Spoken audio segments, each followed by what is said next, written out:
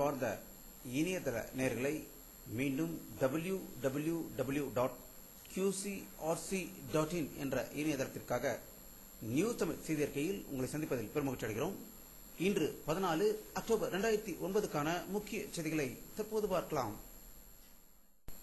மத்திய ரயில்வே அமைச்சர் மம்தா பானர்ஜி அவர்கள் கொல்கத்தாவில் ஒரு நிகழ்ச்சி ஒன்றில் கலந்துவிட்டு நள்ளிரவு 1 மணிக்கு காரில் திரும்பிக் கொண்டிருந்த போது பிரஸ் என்ற ஸ்டிக்கர் ஒட்டிய கார் மம்தா பானர்ஜியை கொலை செய்ய முயன்றதாகவும் 2-3 முறை பின்தொடர்ந்து வந்த கார் மம்தாவை கொலை முயற்சியில் ஈடுபட்டதால் அவர் உயிர் தப்பியதாக ஒரு அதிர்ச்சி தகவலை அவள் கொல்கத்தாவில் வெளியிட்டுள்ளதாக தகவல்கள் வெளியாகிக் கொண்டிருக்கிறது.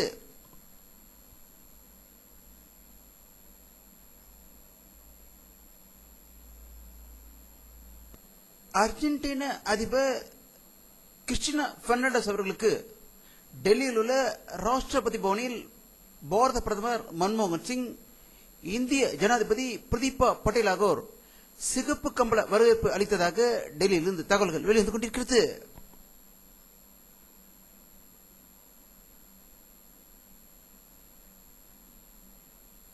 மத்திய நிதி அமைச்சர் பிரணாப் முகர்ஜி வெளியிட்டுள்ள ஒரு செய்தி அறிக்கையில் அத்தியாவசிய பொருட்களின் விலை கடுமையாக உயர்ந்துள்ளதால் இந்திய மக்கள் அவதிப்பட்டுக் கொண்டிருக்கும் நிலையில் அதனை குறைப்பதற்கான வழிவகைகள் செய்யப்படும் என்று உறுதி அளித்ததாக டெல்லியில் இருந்து தகவல்கள் வெளிவந்து கொண்டிருக்கிறது.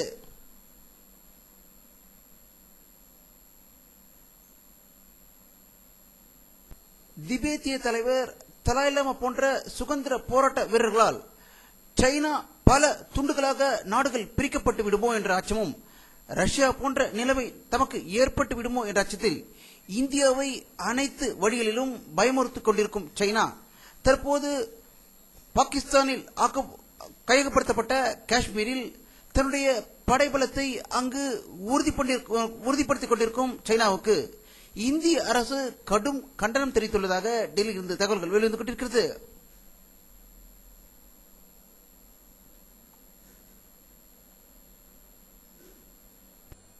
தமிழ் ஈழ நாட்டில் அப்போவி தமிழர்களை 20,000 பேரை ஒரே நாளில் கொன்று குவித்த ராட்சச ராஜபக்சேவுக்கு பொன்னாடி போர்த்தி வாழ்த்து தெரிவிக்கிறார்களோ என்று எண்ணும் அளவுக்கு இந்த படத்தை காண்கிறீர்கள். இதை பற்றி நம்முடைய அரசியல் வல்லுநர் கருத்து கேட்ட போது தமிழனுடைய கூழை கும்பிடு இதுதானோ என்று அவர்கள் வர்ணித்திருக்கிறார்கள்.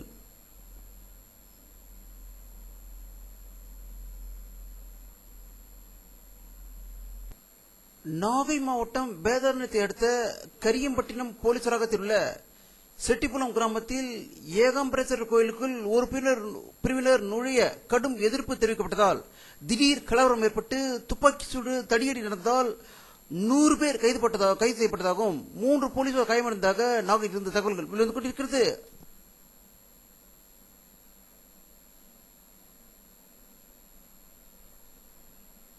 இந்திய அரசுக்கும் மாவோயிஸ்டுகளுக்கும் இடையே கடும் உள்நாட்டு போர் நடந்து கொண்டிருக்கும் வேளையில் ஜார்க்கண்ட் மாநிலத்தில் உள்ள பழங்குடியின மக்களை மாவோயிஸ்டுகள் கூட்டம் நடத்தி தங்களுடைய கொள்கையை பற்றி விளக்கியதாக இந்த படத்தில் இருந்து காண்கிறீர்கள்.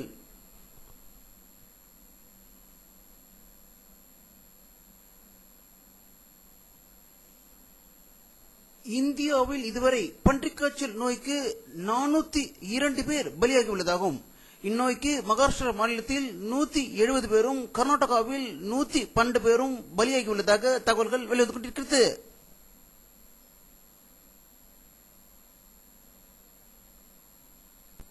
பாகிஸ்தானுக்கு நிதி உதவி அளிக்கும் சட்டத்தில் திருத்தம் செய்ய முடியாது என்று அமெரிக்கா மறுத்து விட்டதாகவும், பாகிஸ்தானில் எதிர்க்கட்சிகள் எதிர்ப்பு கிளப்பியதை தொடர்ந்து இந்த பிரச்சனை ஏற்பட்ட போது அமெரிக்கா இப்பிரச்சனையை ஏற்க முடியாது என்று மறுத்துவிட்டதால் பாகிஸ்தான் அதிர்ச்சி அடைந்திருப்பதாக வாஷிங்டனில் இருந்து தகவல்கள் வெளிவந்து கொண்டிருக்கிறது.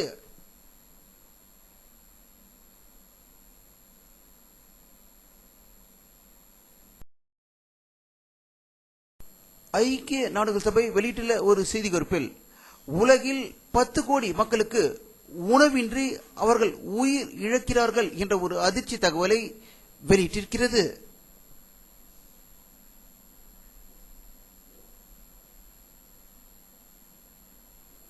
இந்திய பெருங்கடலில் 2004 ஆண்டு ஏற்பட்ட பயங்கர சுனாமி தாக்குதலில் 2.5 லட்சம் மக்கள் 18 நாடுகளில் உயிர் இழந்தார்கள்.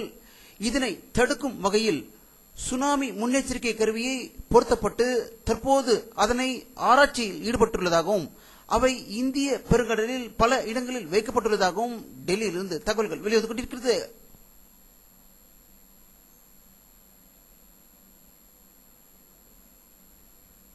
வானிலை அறிக்கை 14 அக்டோபர் 2009 பிற்பகல் 4 மணி எடுக்கப்பட்ட சேட்டலைட் புகைப்படத்தை தற்போது பார்த்துக் கொண்டிருக்கிறீர்கள். தமிழகத்தில் மேகமூட்டங்கள் காணப்படவில்லை. இன்றும் வெயிலின் தாக்கம் அதிகமாக இருந்ததாகவே தகவல்கள் வெளிவந்து கொண்டிருக்கிறது. இலங்கைக்கும் ராமநாதபுர மாவட்டத்துக்கும் இடையில் மேகங்கள் காணப்படுகின்றன. வெயிலின் தாக்கம் அதிகமாக இருந்ததால் மக்கள் புழுக்கத்தில் தோன்றதாகவும் கடந்த 9 மாதங்களில் இதுவரை 7 மணி நேரம் மழை பெய்தால் சென்னை அதை சுற்றியுள்ள பகுதியில் மக்கள் குடிநீருக்காக கஷ்டப்படுவதாக தகவல்கள் வெளிவந்து கொண்டிருக்கிறது.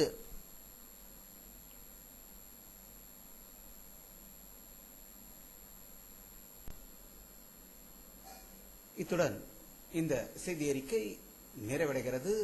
மீண்டும் நியூஸ் தமிழ் செய்தி அறிக்கையில் உங்களை சந்திக்கும் வரை உங்களிடமிருந்து விடைபெறுவது உங்கள் கே பாலாஜி. நன்றி.